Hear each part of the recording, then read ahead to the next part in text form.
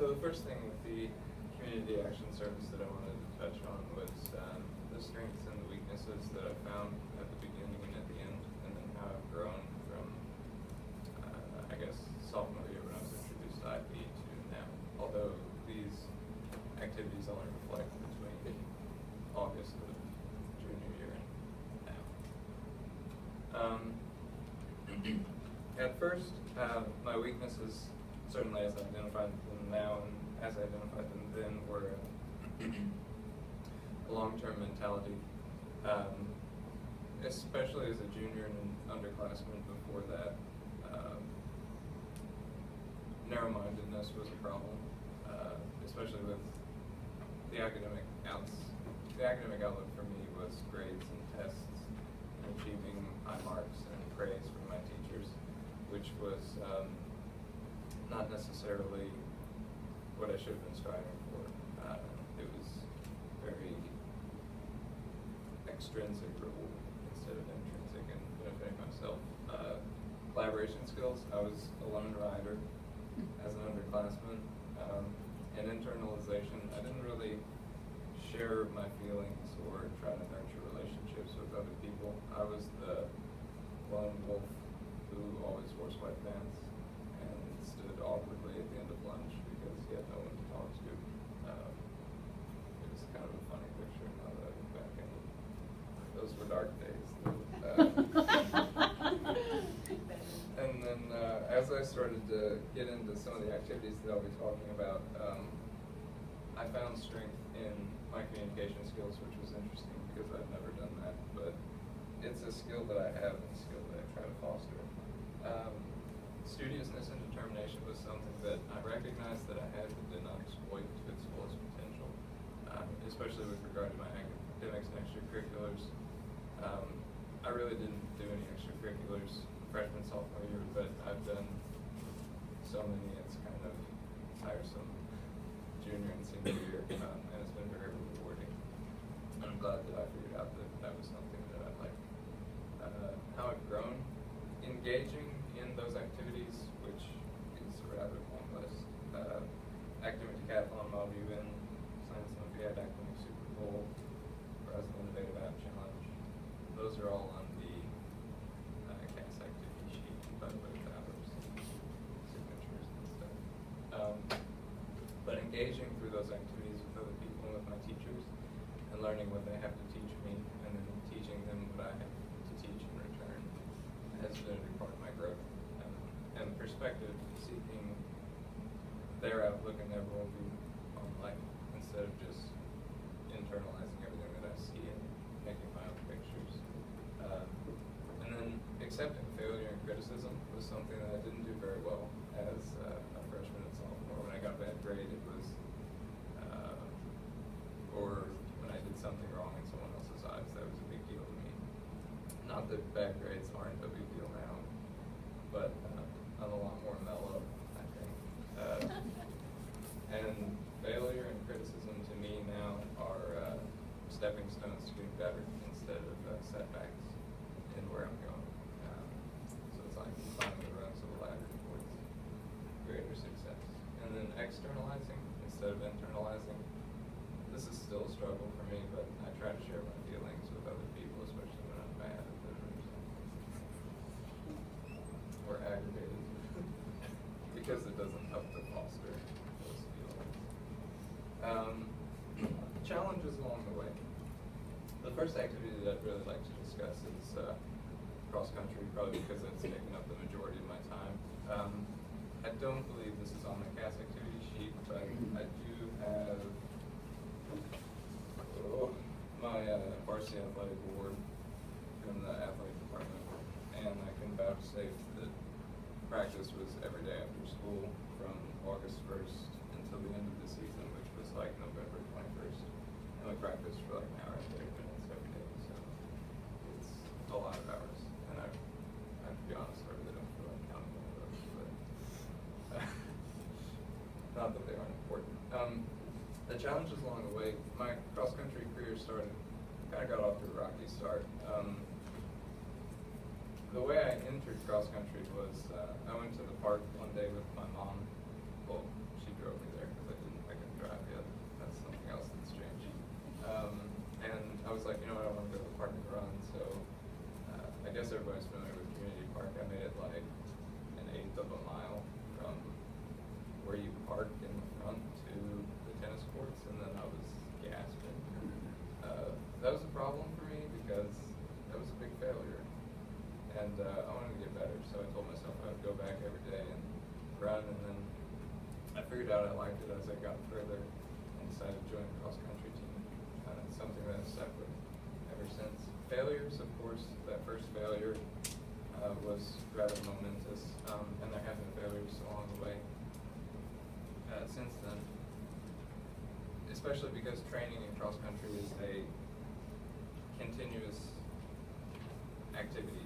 It's not like you can stop and then start again, which is something I've learned over the winter seasons because I've had chest goals for the past 2 years that have sat down for like 2 or 3 months, and you basically have to start all over again, or at least that's how it is for me.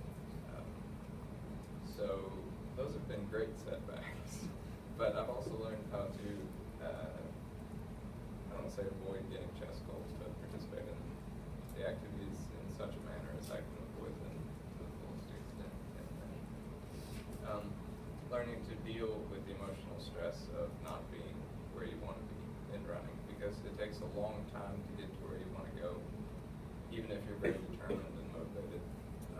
You can't just be running 9-minute 30-second miles one day and then 7:30 the next day. It can increase your lung capacity and all that.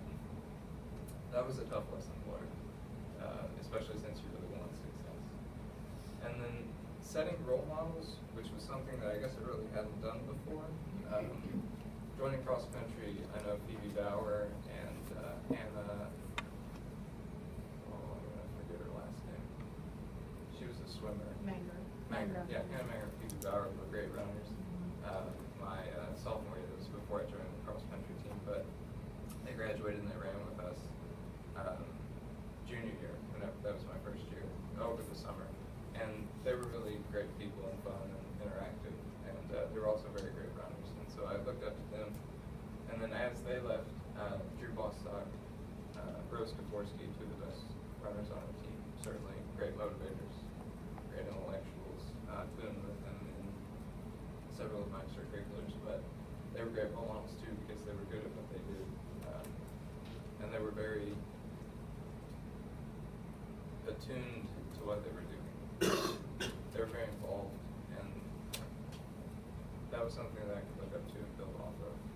And it's certainly something that I did look up to and build off of as I started out as a junior runner with a horrible track record for running. I was like 27-minute miles for anybody who runs. That's like god awful. And then I guess I got down to 22-minute miles. The best race I ever had around the county for regional on the varsity. So that was a pretty big improvement for me.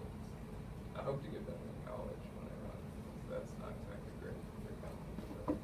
But persevering, as I said, it takes a lot of work to get where you're going. And then planning, which was with many of my other extracurriculars. I've learned that the planning process cannot be overstated in its importance, especially with running. When I was planning, I certainly had to set aside the time every day of the week to go out and run because I wanted to get better and I had to perform at the top of my game whenever we were competing. So that was a large part of my week, and that took away from homework and extracurriculars and everything else that I was doing. So that was a big part of it. And then with other extracurriculars, of course, you have to set aside time to study and all of that. Collaboration, maintaining integrity. So being accountable for running, and then when I was doing studying for academic things, I had to have the integrity to actually sit down and be faithful to that task instead of watching YouTube videos or something, which is very easy to lapse into if you aren't being accountable and true to yourself and saying, I need to do this, or there's no way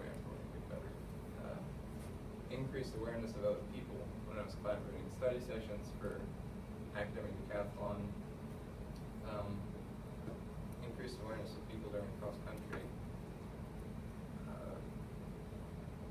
Really, for me at least, I didn't really understand how to communicate with people until I was forced to do that through these extracurriculars. And I think that was probably the best way for me to learn, because I was so uncomfortable that I just had to deal with it. And that made me more aware of how other people felt and how I could communicate with them. Social fluidity, of course, was the result of that, because I've become more able to share feelings and to communicate with people on a fluid basis.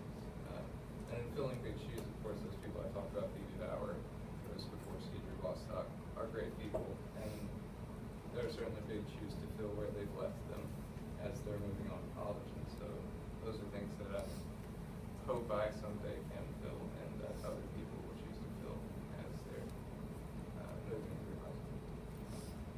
New skills. Something I haven't talked about is my participation in Sunnyside ballooning. It's the Sunnyside. Southern Indiana is the Sunnyside local. I don't know if anyone's familiar with that, but it's a ballooning organization. They participated in the Kentucky Derby Festival last weekend, as did I. That's been something very recent that I've gotten into. The purport is just to act as crew and set up the balloons, and then perhaps ride in the balloons during the Kentucky Derby Festival races. I didn't know this, but it's not actually where you place when you fly the balloon. They have markers, and there's a hair, which is the first balloon that's set off. In this case, it was the U.S. Bank balloon, but they drop a marker on the ground at the end of the race when they're going down, and all the other balloons have to try to get close to that marker, and as they're coming down, drop their thing close to it, and the closest wins. So the race on Friday was like 11 inches away from it, and you don't drop that from any low height. It's like 50 or 60 feet as you're racing to get close to this other balloon. So that's quite challenging. I didn't get to do that. The pilot of the balloon does that, but I was riding with him that day. Unfortunately, we passed up the hair, as you can see here. I feel like when I pass this. I was actually up in the balloon when I took this picture. The U.S. Bank balloon, which you can see, we're facing this way, and he's over here. But and then you're gonna have to wrap up here pretty quick. okay, yeah, I got you. Let's see what else.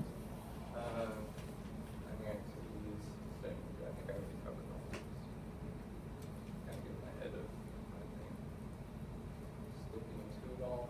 Okay, so making priorities, making a calendar, certainly using iPhone apps like iStudies to set assignments, and to keep caught up with my extracurriculars and everything that I was trying to do, while at the same time having time for other things. Global mindedness, conflict resolution, big part of CAS. And I think it's something that I've come to recognize as very important. Especially in activities like Model UN, when you're pitted against, I don't want to say pitted against because that makes it sound antagonistic, but when you're working with other people to find solutions and everyone else is coming from a different viewpoint, it's hard to reach an agreement. And being able to resolve those conflicts in fluid motion is something that's difficult to do, and something that I think I've grown out of through participation in those activities in the IB program. Becoming invested both personally and academically in these endeavors is something that's occurred, and that's something that other people do as well in anything that they participate in anywhere in the world. And that's something that you can always connect to with other people, because it's not tied to what you study. It's a shared emotional connection when you work hard to